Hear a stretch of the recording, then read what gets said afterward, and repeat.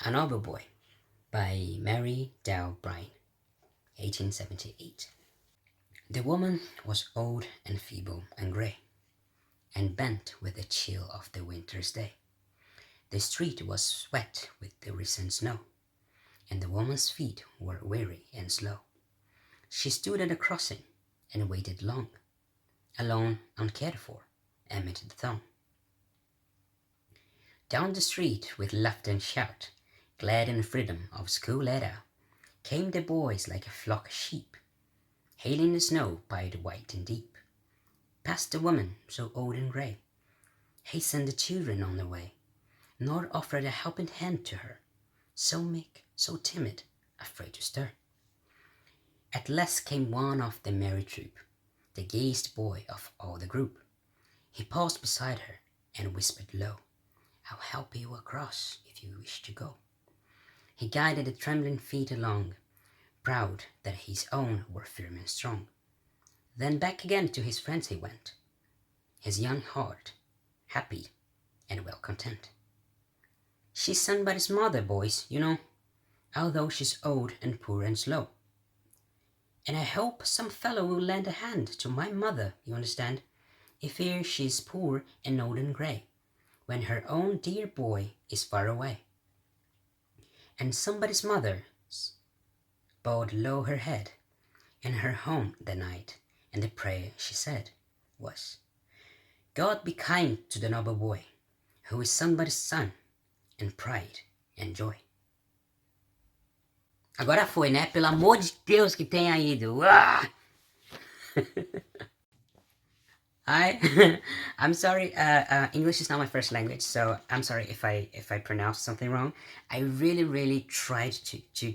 I recorded this thing like 1,000 times. I'm exaggerating, but yeah. And I wanted. I'm a storyteller, so I couldn't let you go without telling you the story behind how this book ended up with me. So I went to this book fair 2 months ago, maybe. And there was a lot of like really old books, like from the 1800s and this stuff. And I would love, I would love to have bought. I would love to. I would have loved to have bought some of these books. Huh? They were amazing. I will put some videos here, and yeah. So this one was €5, and it's called Illustrated Favorite Poems We Learned at School. Is an Irish one. I'm in Ireland, so yeah. It was written by. It was not written because he. Yeah, well, this man, Thomas W. Walsh. And this poem that I just read was the reason why I bought this one, because it was like, it was so beautiful. I couldn't just let it behind. So yeah. And the picture that it's with this poem is this one. Oh yeah. Thank you so much for your attention. Yay! Yay! Just one more thing I'd like to share with you, that in this book, with the poetess. Poetess? Is that what it said?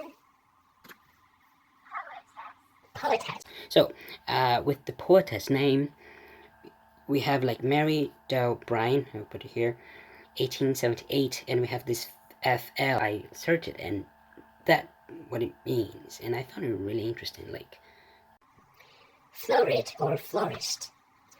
Florist. Florist. It is usually met in writers and artists' biographies, especially in cases that no birth or death dates can be found. However, there is evidence for the period they was active, based on the works, paintings, sculptures, and etc. created. The abbreviation FL is observed next to the date and denotes the Latin verb florut. Nice, right? I find it nice.